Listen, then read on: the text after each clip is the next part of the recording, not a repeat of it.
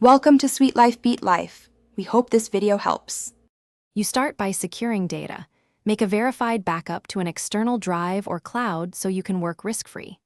Next, open the case and identify your slots, SATA M2 or spare drive bays, because you'll choose the right replacement or addition.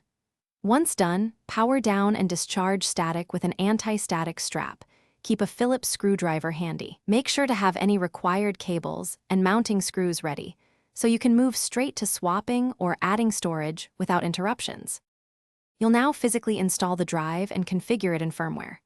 Mount a 5/3, 5-inch drive and connect a SATA cable plus power, or insert the M2 module at an angle and secure the standoff screw.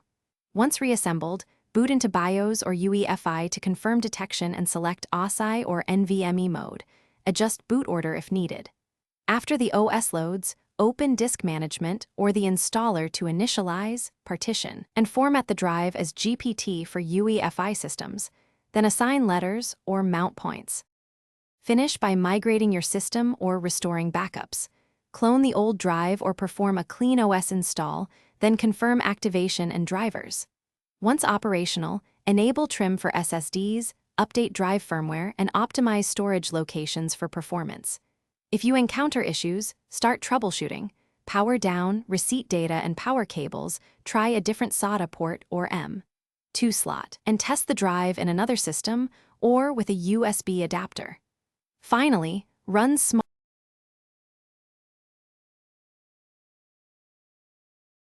Thanks for watching.